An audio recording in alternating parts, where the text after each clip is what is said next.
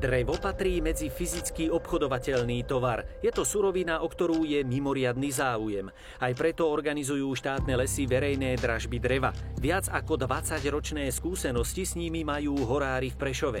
Verejné dražby dreva prebiehajú tak, že účastníci dražby sa zaregistrujú, obdržia katalóg. Do katalógu uvádzajú najvyššiu ponúkanú cenu.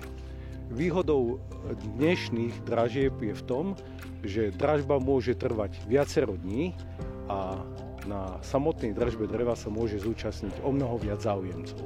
Môžu to byť nielen podnikatelia s drevom, ale aj fyzické osoby. Na dražbu prichádzajú z rôznych kútov Slovenska i zo zahraničia. A čo si na ponúkaných kmeňoch všímajú?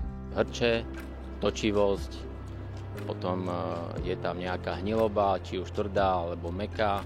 Na tých dražbách viac menej sú tie kusy kvalitné, čiže tieto hnilobné časti by tam už byť nemali, ale môžu sa v nejakých okrajových častiach vyskytovať.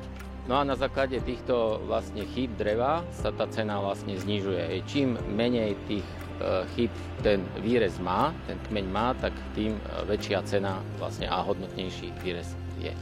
Základnú cenu výrezu stanovuje aktuálny cenník. K nej potom záujemca prihodí sumu a svoju ponuku vloží do obálky. Ja som dražil aj v Rimavskej Sobote, aj v Tornali.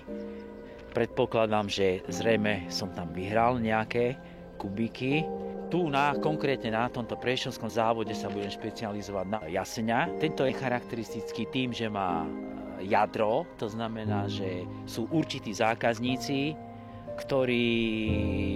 ktorým to jadro vyhovuje a je to taká menšia náhrada namiesto duba, ktorý dub je veľmi drahý. Jaseň sa môže pohybovať tu zhruba okolo 250 eur a dub, čo sa tu dívam, môže byť cena okolo 500-600 eur.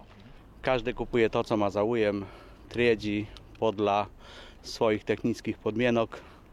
Takže dúfam, že je to všetko dobre aj dla predajúcich, aj dla nás. A o aké druhy drevín máte vy tento rok záujem? Je to drevo bukowe, drewo na spracowanie systemem łupania. Jest to dechareńska wyroba. Co się tyka drugich drewin, do tej pory był to dób na lameli pri pływających podłogach. Po príchode na dražbu získava záujemca podklady, teda dražobný poriadok a návrh zmluvy. Na túto dražbu zvolávame našich dlhoročných zákazníkov, ktorí dostanú pozvánku. Dražba sa koná zvyčajne 2, 3, možno niekde 4 dní. S tým, že zákazníci si tie kusy fyzicky prejdú, pozrú si všetky vady, všetky kvality toho dreva, ktoré im vyhovujú, nevyhovujú a podľa toho stanovujú fyzicky cenu na každý jeden kus. Tieto dražby ja považujem za transparentný spôsob predania. Je to v podstate prvá liga, lebo tu sa predáva to najkvalitnejšie drevo a každý zákazník vidí ten kus a vie to oceniť, akú cenu môže za ten kus ponúknuť. Aj v neformálnych rozhovoroch účastníci dražby vyzdvihli, že drevo je prírodný materiál, v niektorých oblastiach je nenahraditeľné a zároveň je to obnoviteľná surovina, a to vďaka lesníkom. Drevo je prírodný materiál, je nenahraditeľný, to má svoje opodstatnenie v nábytkárskom priemysle, má opodstatnenie v parketovom priemysle, a je na zváženie zákazníka, či si kúpi podlahové parkety drevené, dubové, alebo si vybere laminátové.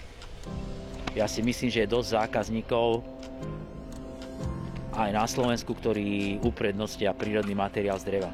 Drevo už len tým, že rastie tých 80, 100 a viac rokov, skutočne není to surovina, ktorá sa dá vyprodukovať behom pár hodín alebo dní. Mal by mať svoju cenu a tá hodnota je adekvátna k tomu, naozaj k tomu rastu, k tomu dlhodobému vývoju, kým to drevo dozrie do tohto štádia.